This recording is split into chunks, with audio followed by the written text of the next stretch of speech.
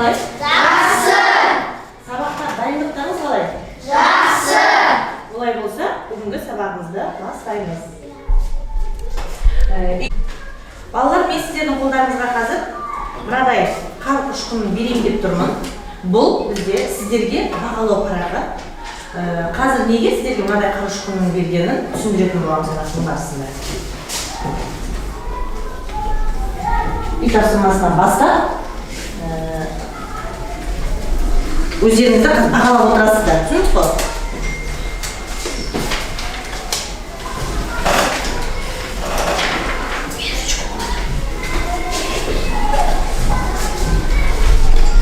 Барлығыңызға жетті ме? Иә. Жақсы. Балалар бұның артында бағалау парағы бар. Біліп отырсыздар да, онға дейінгі балмен осы әр бағалау парағына, әр тапсырма сайын өздеріңізді бағалап отырасыздар. Балалар, үй тапсырмасын біздер пазл әдісімен тексеретін боламыз. Қазір осы пазлдарды ашу арқылы пазлдың артындағы суретті ашуымыз керек. Түсіндік қой? Бірінші тапсырманы кім айтады? Мен. 49765 пен 24356-ның қосындының мәні 74121. Дұрыс па балалар? Молодец. Келесі екінші амалдар. Санжан? 37.008 мен 12.385-ің айырмасы 24.723-ге тең. 24.600? 24.623. Жоқ.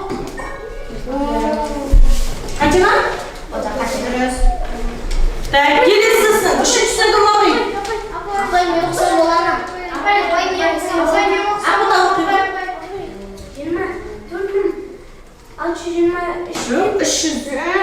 325. Апай, мен ұқсам боларым.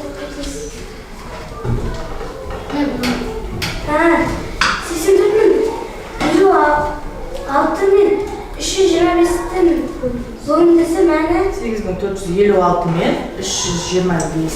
2 миллион. 2 миллион.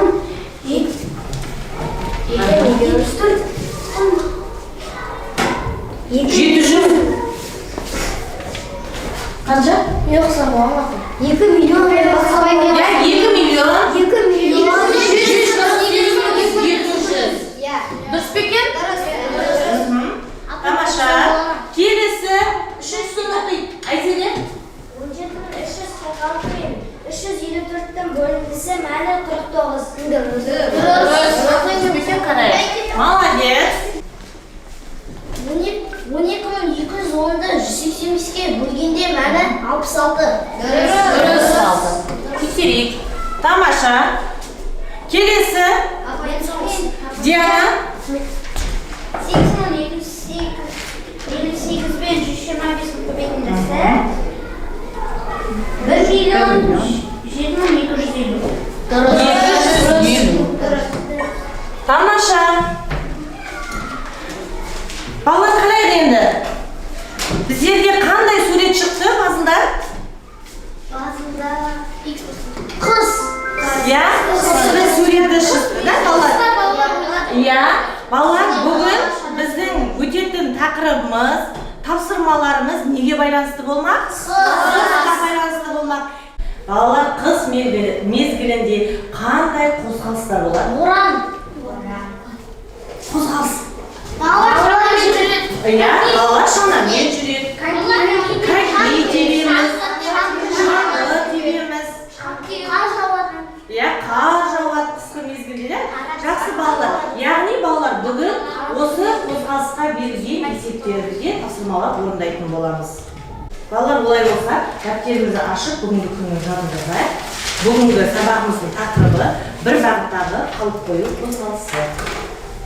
Бір бағыттағы қалып қою қозғалысы. Әдемі таза жазамыз. Сабағымыздың мақсаты артынан қуып жету, бір бағыттағы қалып қою қозғалысына берілген есептерді арифметикалық және алгебралық әдіспен шешу.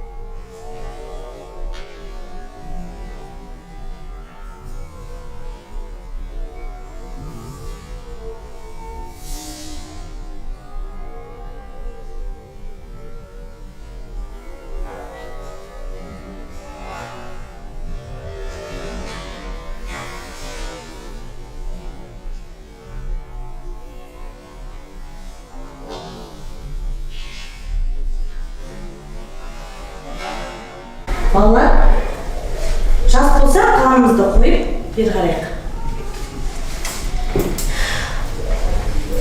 Қазір алдыңғы сабақта өткен тапсырмаларымызды, тақырыптарымызды еске түсіріп алайықшы. Сиқырлы қорапша әдісі арқылы есімізге түсіріп алайық. Қол көтеріп жауап береміз, жарай ма? Қорапшаның ішіне тапсырма беріледі. Сол тапсырманы қол көтеру арқылы жауап береміз.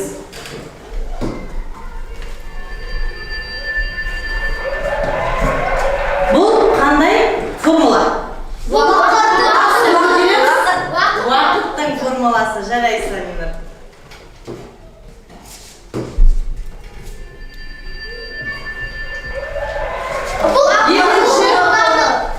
Жылдамдықтың формуласы. Жақсы, тамаша.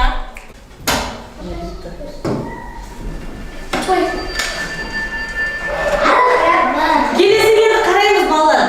Бұл жерде нені табу керек?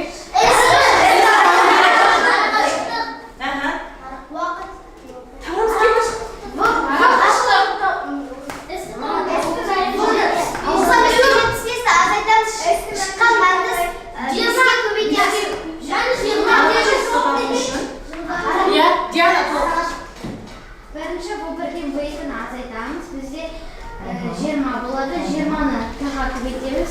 Бізде 125 болады. Солай бізде ауданды табамыз. Дұрыс па? Дұрыс.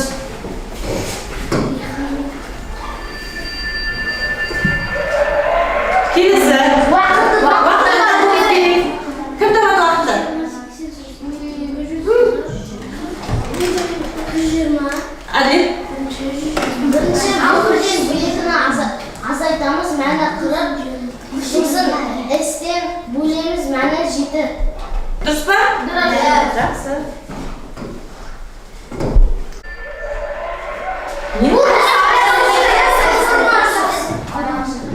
Ара қашықтықтың формуласы.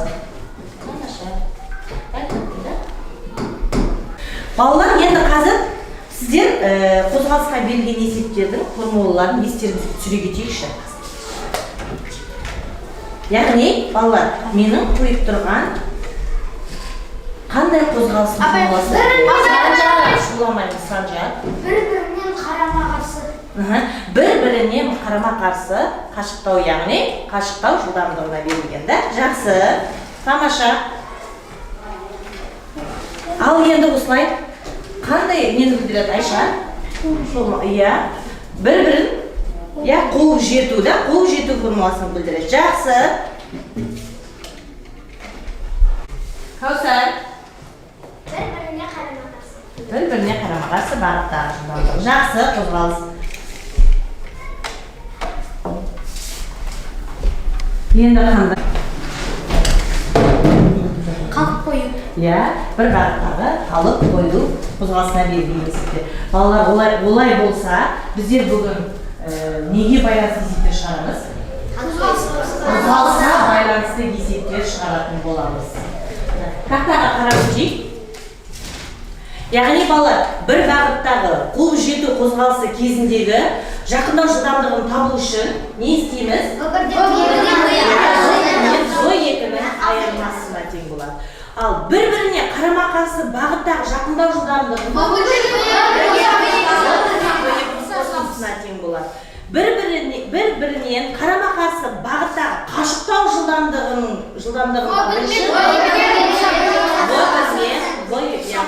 қашықтау жылдамдығын табу үшін Б1-мен Б2-ні қосамыз.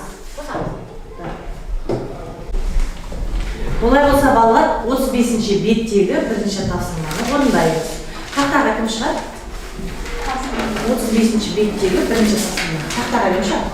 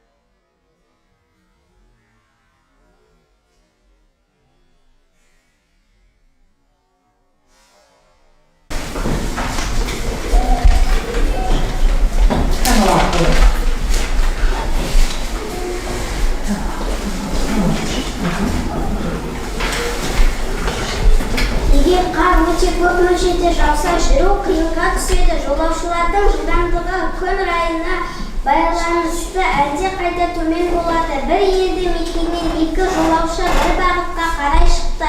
Біріншісі 40 метр минут жылдамдықпен қозғалды. Екіншісі жылдамырақ жүріп 10 минуттан кейін біріншісінен 500 метр озып кетті. Ол қандай жылдамдықпен қозғалды?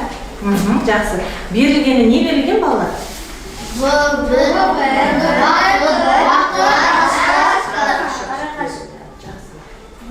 Балалар, бұл тапсырмадағы қозғалыс неге байланысты айтылған?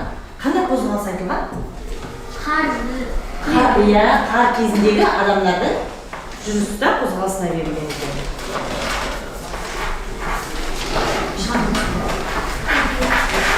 Бұндағы балалар тапсырмамыздың дескриптор қазір бағалап отырамыз. Дескрипторды қараймыз. Бірінші қалып қою қозғалысына байланысты формуланы дұрыс қолданамыз, және есептің шартына байланысты теңдеуді дұрыс құрамыз.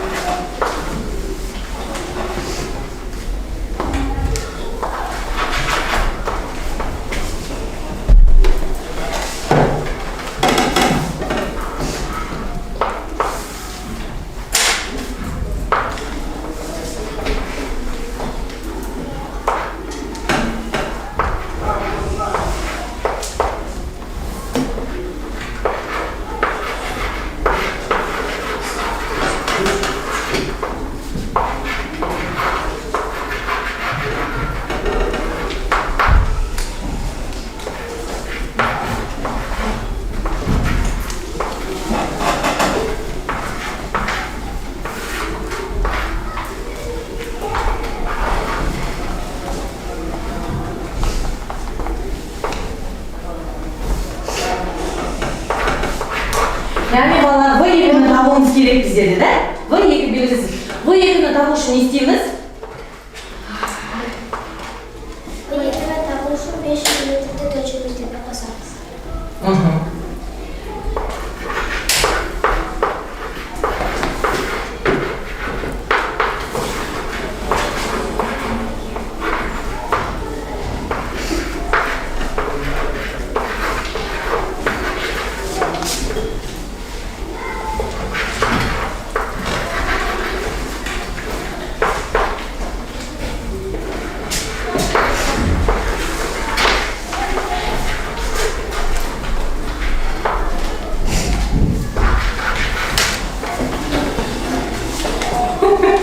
Дұрыс па? Қате ғой. Қате? Мән қанша шықты? Қате? Мән қанша шықты? 90 метр. 9 шығып жатыр ода. Енді 90 шықты. Бір сама бөлеміз ғой? Бір сама бөлеміз ғой? 500-де оны бөлеміз 50. Сосын 50-мен 40-ты қосамыз. Жалпы балалар. Сосын қосамыз. Апай, Иә. мен шамамды Дұрыс шықты ғой? дұрыс қой? Дұрыс қой? Әйтеуір Ең айналып тұрады.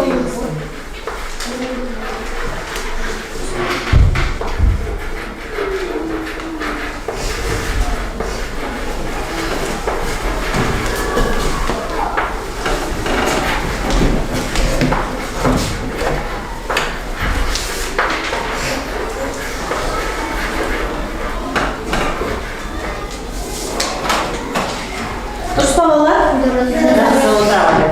Енді балалар қарайықшы. Осыны теңдеу арқылы шығарған болады ма? Осы есеп. Болады. Кім шығарды баға теңдеу арқылы шығарған? Кім шығарды теңдеу арқылы шығарған? Апай, жасам болады.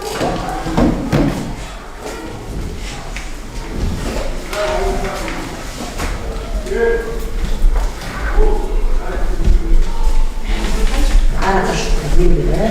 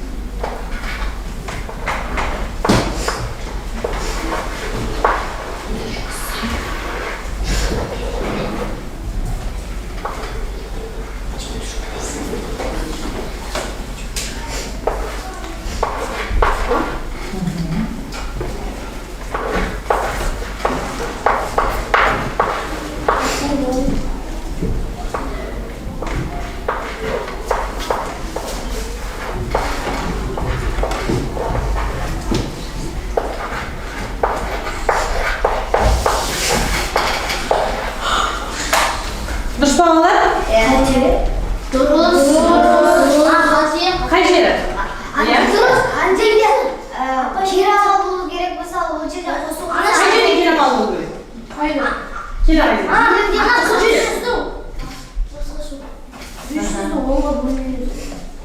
Абай. Барсында. Иә. Ана іште аса X. Звон oldu.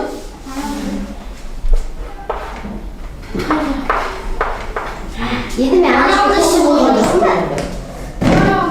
Апай номер бірде қателескен сияқты. 90. Мына жерде?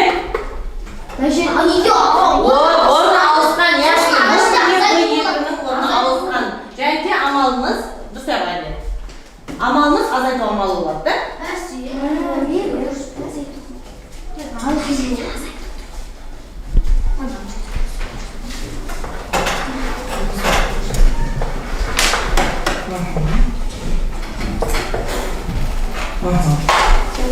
Дұрыс па енді? Иә. Мына жерде әдіс. Мына тексерген жағдайымыз.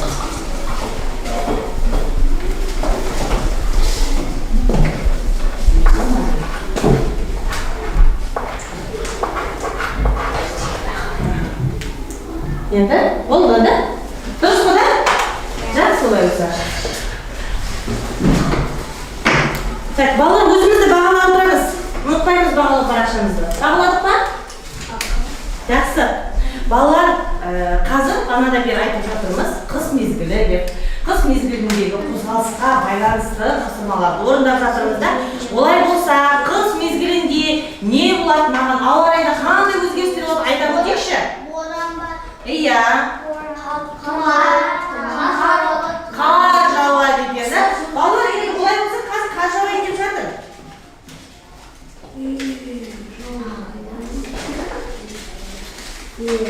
Қазір көршілерімізбен бірге отырып, тапсырма орындайтын боламыз. Қатты жауып жатыр.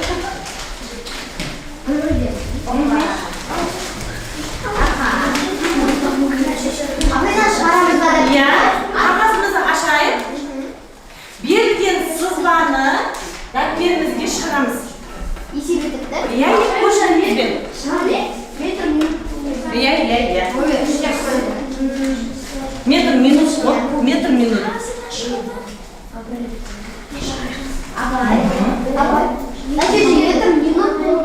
Иә.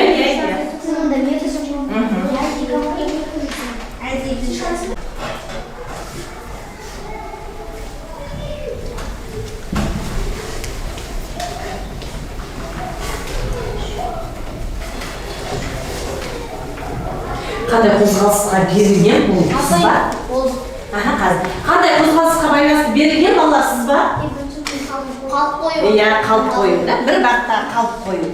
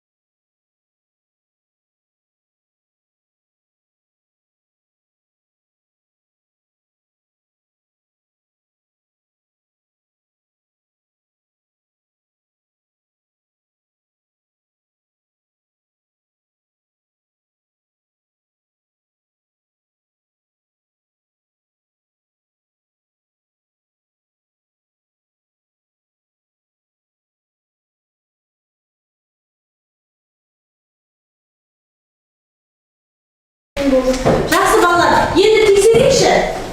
Яғни бір бағыттағы қалып қою қозғалысына берілген тапсырма. Бұл жерде не белгілі?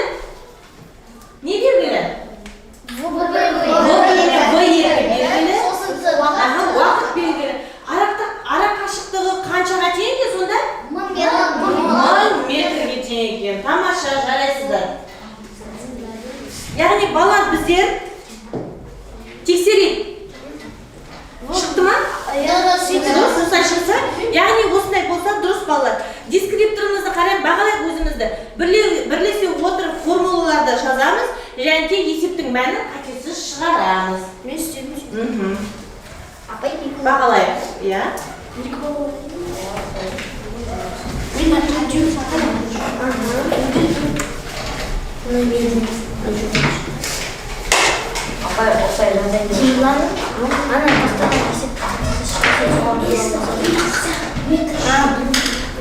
Жақсы. Дәліз бері қарайық. Қазір мозаика әдісі арқылы топтық жұмыс жүргізетін боламыз. Көршілерді жақындай қояйық.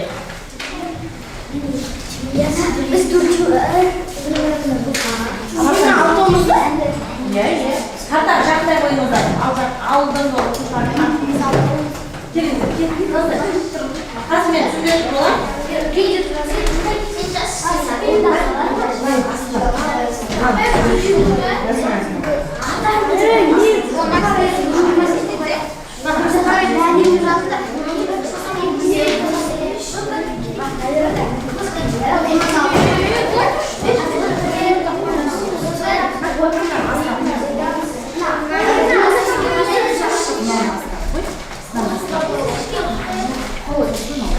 Есептік шартын жазасыздар. Екінші топ есептің шешуін жазатын боласыздар. Үшінші топ сіздер тек қана есептің жауабын жазатын боласыздар. Балалар жауабын жазу үшін міндетті түрде есептің басынан бастап шығару керек. Сонда енді біз сен соны айтып қалдым. Басынан бастап сосын жауабын жазамыз.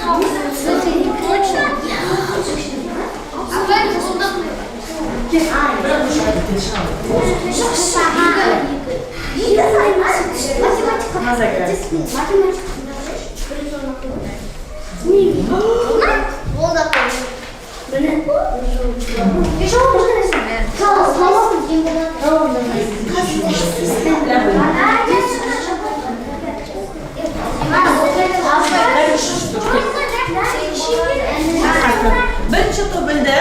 Бірінші топ тартықай. Екінші топ. Екінші топ.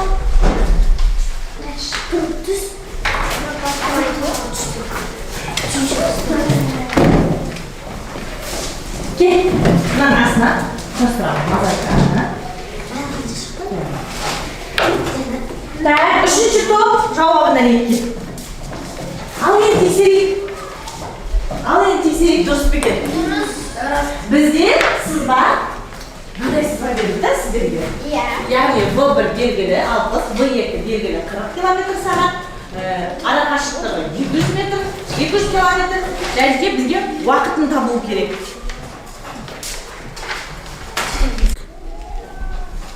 Тексерейік. Бірінші топтікі берілгенін дұрыс жазған ба, шартын дұрыс құрған ба?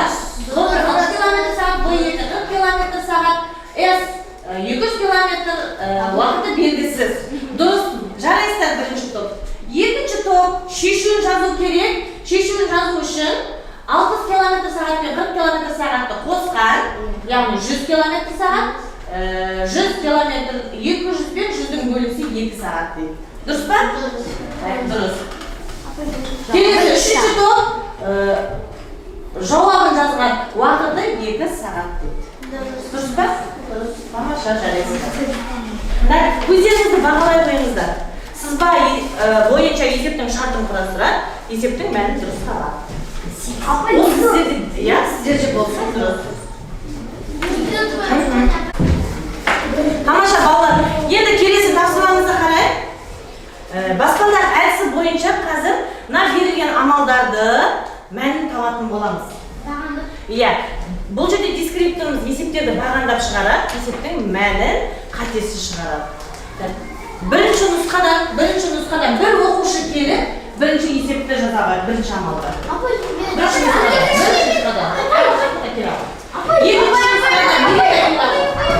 Үшінші нұсқадан келдім.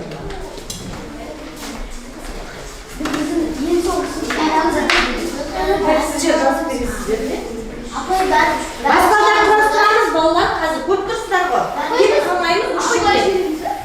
Жоқ. Сен бірінші. Иә, барлығы. Жоқ, бірінші топ біріншісін, екінші топ, үшіншісін.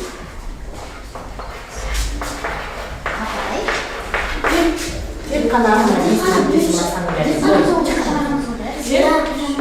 Береді? Осы қағат шығарып болды. Қалған алтыны келесі оқушы бөлді. Береді, сен үшті бөлгедесін болды. Так, мына жерге келіңіздер. Ал баспалдақ құрастырамыз. Есебіміз дұрыс болса, осылай қайырыңыз. Қас құрастыр, кетпеңіз. Мына жерге тұрамыз. Сен мында жағып тұрады. Так, екінші нұсқадан. Екінші шығарғы кет Иса. Айназ. Кім келе ал? Айназ. Так. Айназ сен енді бір көмектесің. Сен ал көмектесің. Түсінді ғой да? Баспалдақ құрастырамыз. Кеттік. Баспалдақ қайда?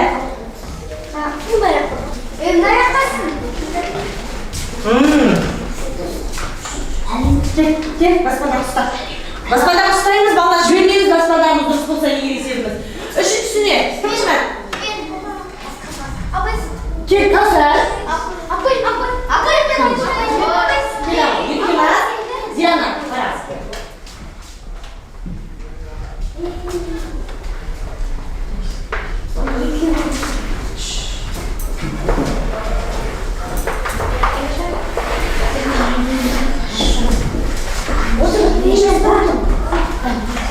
Так, келіңдер, баспалдақтарды ұстай қойыңдар, құрастырыңдар баспалдақтарыңды.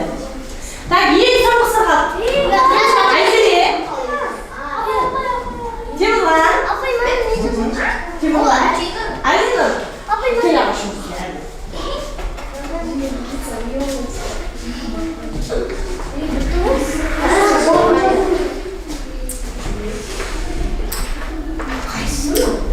Жауабы жазасың.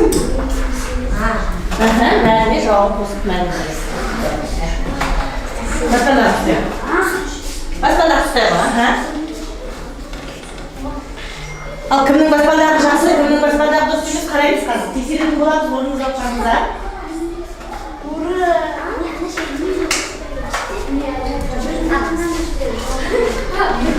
Айнұр сен қайда отырасың? Айнұр сен қайда отырасың? Баспалдақ бола? Құра баспалдақтар. Так, қарай. Бірінші топты тексерейік. Так. 259.350. Дұрыс па? Дұрыс па? Тексерейік орнымызда отырғандар.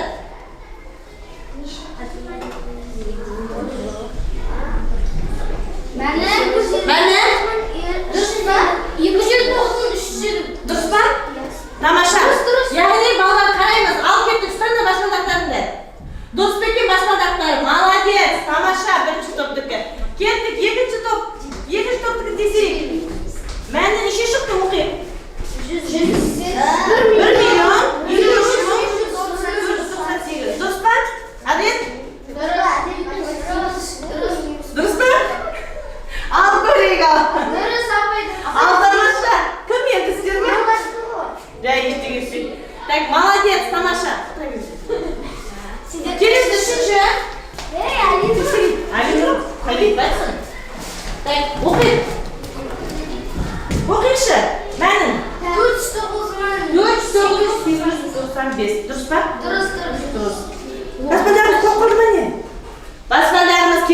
тамаша.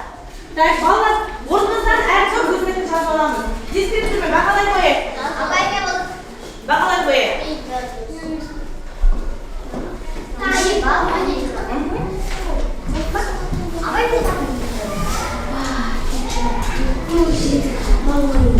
Балалар, олай болса, бүгін қандай қозғалысқа байланысты есептер шығардық? Қозғалысқа байланысты есептер шығардық. Қуып жету, қашық сау, және бір-біріне қарама-қарсы бағытта қозғалыс. Олай болса, бүгінгі сабағымызда түсінгеніміз бойынша Workball'dan сәйкестендіру арқылы мынаны сәйкестендірейік. Бүгінгі сабағымызды қорытындылайық. Так, бірінші жолдың формуласы қайсысы? Кім шығады? Жолдың формуласы. Жолдың формуласы. Кел бір жағына шығар. Сәйкестендіріп, қазір қайтесін, дұрысын, сосын тексеріп қарайтын боламыз. Бүгінгі сабағымызда түсіндіңіз. Жолдың формуласы. Иә, енді қайда?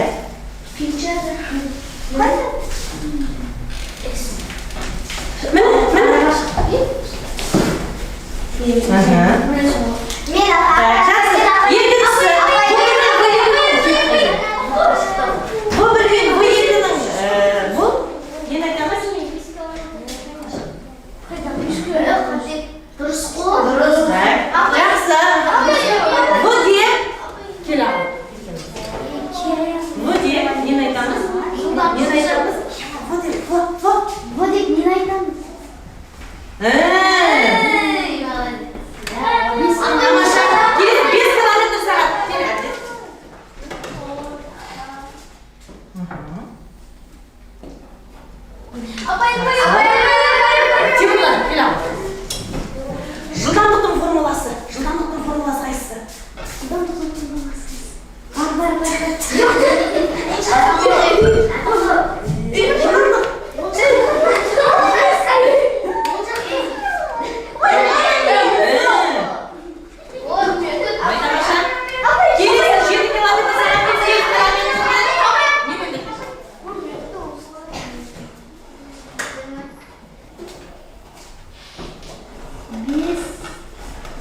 Жақсы. Келесі, S дегеніміз нені білдіреді? S деген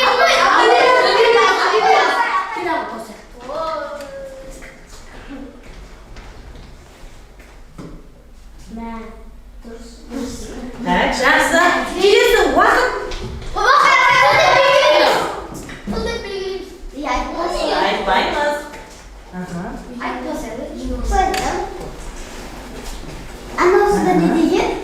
Келесі, бұл. Ненің формуласы?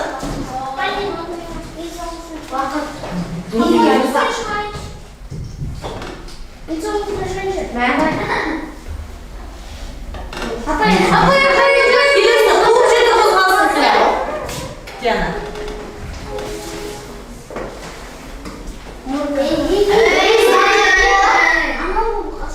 Қуып жету қозғалысы.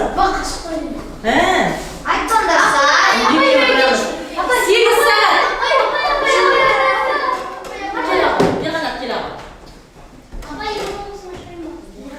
Сегіз сағат.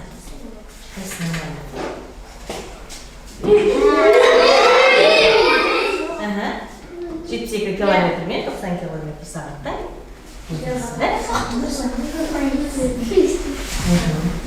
Тамаша.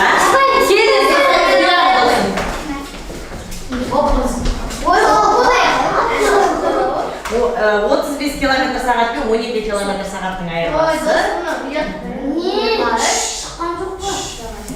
23 километр сағат. Жақсы. Ал енді балалар тексерейік.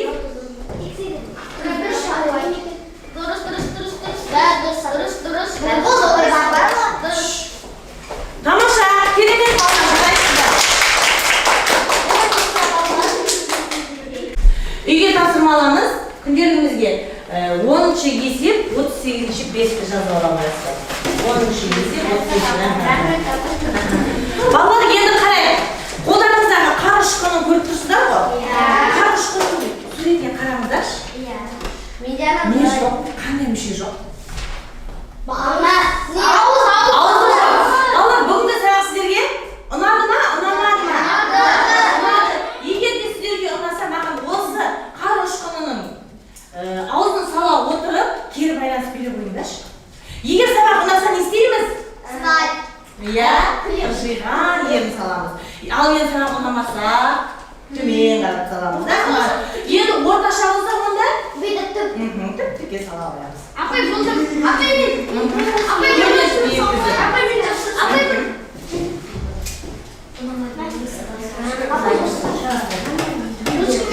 Қанша балл жинадық сабақта? 10 10 балл жинадық, 9 балл жинадық, 9 балл жинадық. Еркеназ, неше жинадық, неше балл жинадық? 8 балл жинадық, 8 балл жинадық. Балалар енді мына біздің бана сабақтың басында неге байланысты есепте шығарып едік? Қыс мезгіліне байланысты, қыс мезгіліне қозғалысқа байланысты есепте шығардық да. Енді қолдарыңыздағы қар ұшқынын әкеліп қыс мезгіліне